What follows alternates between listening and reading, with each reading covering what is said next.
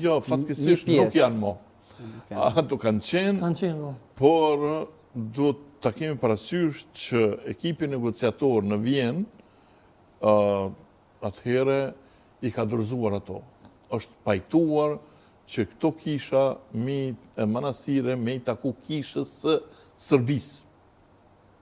E marrëveshja ore? Jo me qenë kisha ortodokse të Kosovës, si kur të kishin qenë Ahmet Zogu, Fanoli, politikanë të kohës,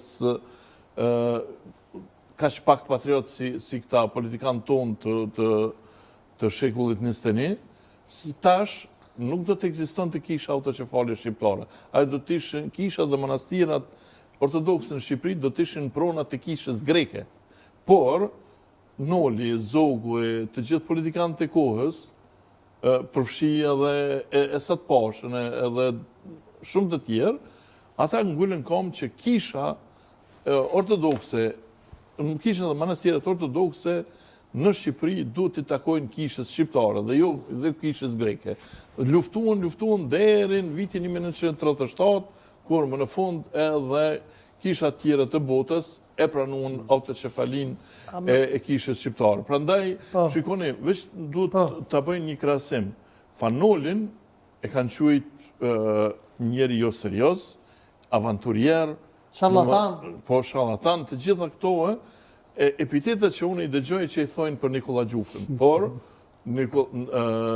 ta dini se kështu ka filluar dhe kisha shqiptare, njësoj si ka fillu kisha e Kosovës. Dhe jo vetëm kisha e Kosovës, kisha ortodokse e Kosovës, po edhe kisha bulgare ashtu. Udhëheqësit e parë fetar të kishës bulgare janë quajtur sharlatan, janë quajtur njerëz jo serioz, janë luftuar e tjerë, madje përfshi këtu edhe kur u kriju dhe kisha greke në vitin 1850, ajo bulgare 1870. Kemi tek Gjufka, më falë profesor, se ma nxjerrën i pyetje shumë mirë. I përmeni profesore pëthoj se gjithë kishat, dhe më thonë që janë patriarkona slave. Dikush kush e sheket emision mund me pyet, po mirë këko ka shqiptarët, patriarkat i vërtet, Nikola Gjufka, po nga e morë peshkupin, mu po peshkup. Kush jadha? E dim na që Rusia ty step, o por. Bugaria step. Kisha greke step, me siguri. Kjo është një pyetje shumë e këndshme. Kisha ortodokse në tërësi ka kanone, pra ka rregulla të pathyeshme dhe të patjetërsueshme. Unë jam bërë prift në Elbasan. Kurse peshkop për shqiptarët e Kosovës, unë jam emëruar nga kisha ukrainase. Kisha ukrainase? Në Palermo. Nuk merren fare me ato që thonë jo është kishe liqme, pa liqme, atë e di shteti i Kosovës. Një ndërta ka thonë edhe miku, po besoj që miku në Zhvetin Spahijut Veton Surojit, e din që ka thonë diçka. Veton Surojit. Po, e di unë. Ka pasur shumë gabim. Unë në këtë pashk, me që më kujtove Veton Surojin, Berat Buzhala, një që është nga Prizreni, si e ka emrin, e harrova. I ftoj të gjithë të vinë këtë pashk në Mitropoli.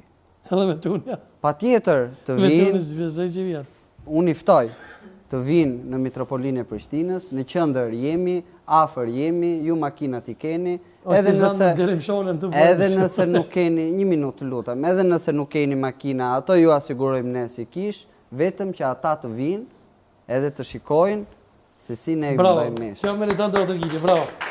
Profesor, thamë pak më herët për veturin, ju nuk pajtuni sigurisht me Veton Suroj. Jo, as pak, po ndaj, para ndoshta ka se e mendon vetoni nuk e, akoma nuk e ka të qartë që shteti i Kosovës nuk është shtet rastësor ose aksidental, siç e ka quajtur.